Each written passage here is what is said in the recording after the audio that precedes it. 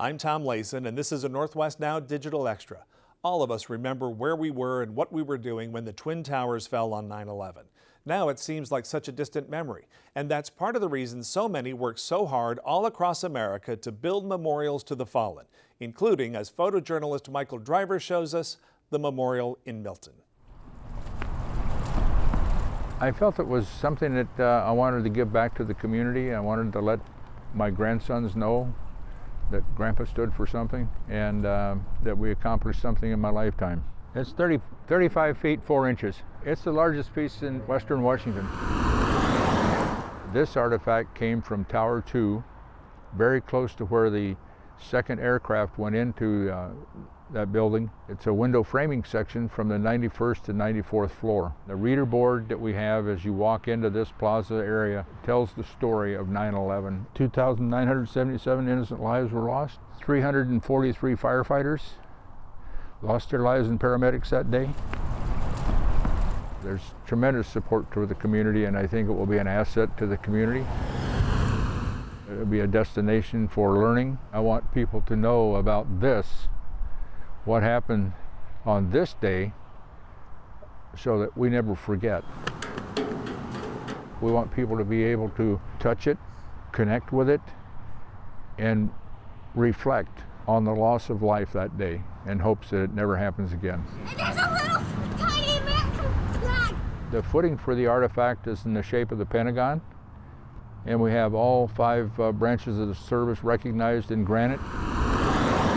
The Gold Star families are represented by the beige-colored bricks, and then the major walkway around the memorial is 50 inches, which represents 1 inch per each state in the Union. Then we have the silhouettes that identify the police officers, firefighters, the airplanes involved, and we have the Angel of Mercy to represent the EMTs and firefighters, EMS people, and nurses and doctors who went in and tried to save lives and lost theirs on that fateful day. I want this to be a place where the school bus pulls up out here and parks, and you drop off 30, 40 kids and they come up here and they read the reader board and they look at the memorial, and sets them thinking about what could have been prevented and what they can do in the future to prevent this from happening again. Bye-bye. There's no videos here of the events of that day, the collapse of the towers. This is the aftermath. They can come and sit and reflect on that day and think about it. Just be thankful that we live in a country where we're free and we can talk about things like this and we can remember our history. There's been some people in the community who have said, well, why here? Why do we need something like this here? That tragedy happened 3,000 miles away. Yeah, it happened 3,000 miles away to the east. We had another tragedy that happened in Pearl Harbor that's 4,000 miles to the west.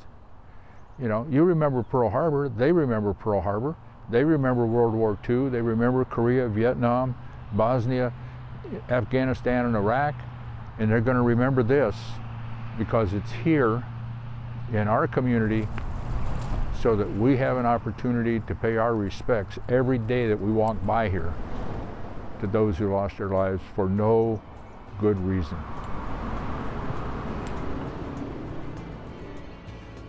To see our full discussion about remembering 9/11, be sure to look in the Northwest Now digital section at kbtc.org. Northwest Now airs Friday nights at 7:30 right here on KBTC, and be sure to look for more digital stories like this one by following us on Facebook and Twitter at Northwest Now.